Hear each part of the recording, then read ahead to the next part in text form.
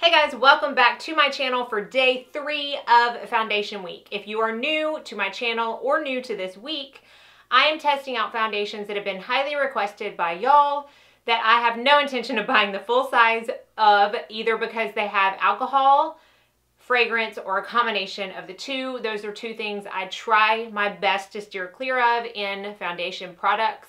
But I still wanted to get the reviews out for y'all because that's what I do on this channel, and foundation is my favorite thing to review. So I decided to do a whole week dedicated to foundations I don't plan on buying the full size of. So if you want to see today's video, I'm going to be talking about the newer YSL All-in-One Glow Foundation, or Tinted Moisturizer, which it's most suited to. So if you want to see how that works out for me, then just keep on watching. Okay, so today, as y'all probably know, we're talking about the YSL Touche Clot All-in-One Glow. So again, I just have a little sample, but this comes in a 1.01, so basically 1 ounce bottle, and it retails for $48, and it is a pump bottle similar to the It Cosmetics CC Cream, where it's kind of like a tube and like a squeezy tube, but then you open the cap and it's got a pump. Again, $48. This is a foundation that only comes in 12 shades. I feel like, I've said it before, the higher end you go and the more luxury you go, the less shades they have available, which is very unfortunate. I don't know if they're considering this to be something more along the lines of a BB cream or a tinted moisturizer, so they feel like it is a little more forgiving within the shade range. I don't know, but even so, 12 is very limited. But again, It Cosmetics CC Cream, those kind of things only have 12 as well. I just feel like this, it's hard to say online, but the darkest is not that dark. So keep that in mind if you have not tried it already. This claims to have a medium coverage for, again, every kind of skin type with a radiant finish, which makes sense since it's all-in-one glow. It does have an SPF 23, and since I don't have the bottle, I can't tell you exactly what that consists of. Let me see if I can look it up. A lot of times I can like Google image and somebody will have taken a picture of the box, but I don't see that for this. I can only assume that the SPF is chemical. I don't think I've ever come across a luxury foundation or tinted moisturizer where the SPF was all physical. So again, that's going to be a guess. If anybody does have this in the full size and still has the box or the main packaging, if you would like to comment down below, that would be awesome. That is my educated guess. So this says it's a skin-loving, all-in-one tinted moisturizer that evens the complexion, eliminates dullness, and smooths fine lines with oil-free skincare ingredient and a natural luminous finish. It's made with 70% water, hyaluronic acid, vitamin E, and antioxidants, and it's clinically shown to provide rich hydration and improve the look of skin texture while creating a naturally shine-free, luminous complexion. It's your skin, but better. Incredibly light, feels comfortable all day, saying you can use it as your everyday tinted moisturizer or in combination with your favorite matte foundation. I have not tried to mix it with a matte foundation, so I can't speak on that. But I think that goes with any kind of tinted moisturizer or luminous finish. I'm a big mixer myself, so it's definitely always something that I would keep in mind if you want a more matte finish to be more luminous or vice versa. So it says suggested use before we get into it. For a lighter coverage, pump a dime-size amount onto the back of your hand and swipe along your cheeks, blending out and down. However, it doesn't say for that which way how you should blend, like with a brush, a sponge, or fingers. For a higher coverage, squeeze 2 drops onto a paddle brush and gently buff it into the skin for a flawless, radiant finish. You can't really buff with a paddle brush, but okay, I guess they're saying for higher coverage, use a brush. And for buildable coverage, use a blending sponge. Wet and squeeze the water and use it to bounce the foundation across the skin and repeat for more coverage. All right, so we are gonna try a brush on one side and a sponge on the other. I have already primed and color corrected. This again might be too dark for me because I'm kind of lowering the amount of times I self-tan now. And so we're just gonna have to not pay attention to the color so much, but this is the color BD40. So they have BR and BD and just B. I believe the BD is more yellow tones, the B is more neutral, and the BR is more rosy, if I may be completely not correct. But this is BD40 is warm sand for light to medium skin with neutral to warm undertones. So that's what it looks like in the packaging. So I'm gonna take a little bit. This says light to medium skin. I have a feeling this is gonna be more for medium skin. So I'm gonna tell you right off the bat, when I first started using this, let me zoom you in a little bit more. It feels so much like the Complexion Rescue from Bare Minerals. It's got that gel cooling texture to it. So we'll see. I prefer to use a stippling brush with the Bare Minerals. So we'll see if this is the same. Oh, let me talk about ingredients.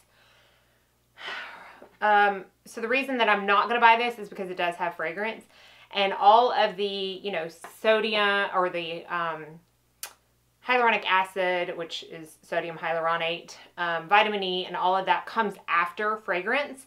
And fragrance is right here where my finger is. And then under that is all of the so-called antioxidants and stuff that's going to be good for your skin. So again, if going in order of most to least, top to bottom, you are getting more fragrance than you are beneficial ingredients. The thing is that so many, I mean, I smell a light fragrance, but so many of these foundations that have such a high concentration of fragrance in it, in their ingredient list, I can still barely smell it. So I'm like, what's the point of even including it? Okay, so that is with a brush. It went on very smoothly. I don't see any patchiness. The color might actually be okay once I blend it all down. But so it does have a radiant finish, luminous finish, but it's not like knock you down dewy like some of my foundations. I like that it's more skin radiant versus full on dewy. And so this is the side without it. So you can still see my redness here. It covered up my redness pretty good. I would say it's a solid light to medium coverage straight off the bat. And I don't really have any places I need to build it on this side. So I'm not going to test the buildability. But I have built it in the past and it does fine. Like it doesn't get too cakey or anything. It's amazing how much this texture reminds me of the Complexion Rescue. So we're going to use a sponge on this side. Which one of the reasons I don't like a sponge with the Bare Minerals is because of the gel consistency. It really does pick up so much product. And I feel like you use so much more. But, I mean, that was decent coverage first go around. I can still see the outline right there of my redness. So we will try to build that up just a little bit. Just right there, because they did say if you want to build it with a sponge, this is the way to do it. Don't know that it built it up that much, honestly. So we're just going to go with that coverage. So that is the full face. This is much more skin-like upon first application than the past two. Around my pore area, it looks pretty much the exact same, you can see, as it did before I started applying foundation. I don't know how harsh it's going to come across on camera, but a lot of times if I feel like there's too much, I'll just take my finger and kind of buff whatever is there that I don't want there away. I have a little brush hair, and that helps as well. But I'm going to work on my neck here in a second. But so far, this is the most skin-like that I have used. So I'm going to finish up and work on covering my neck, finish up my makeup, and I'll be right back. All right, so I've finished my makeup. As always, I'll have everything listed down below. Had no issues whatsoever, except with mascara on my lid. You know, but with the foundation, I had no issues whatsoever. I think the color ended up being pretty spot on with my chest, shoulders, and arms. And so far, so good. I'm really liking the finish. Again, I think it's more skin-like than the last two that I've talked about. So I'm going to go throughout my day. I have errands to run, and I'm also going to work out. This is a little bit later in the day. It's currently 12:30.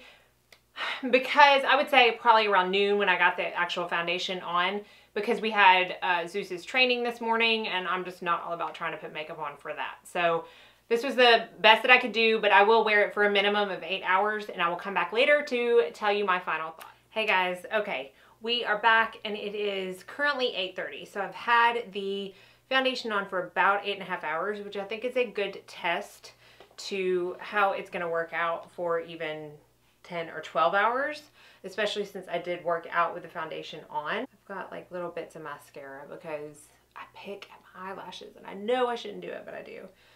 All right, so we're going to do a close-up here in a second, but I think you will find that this is the best looking one so far this week. So very minimal sinkage in my smile lines right here. Nothing that I even think that I really need to like touch up right now.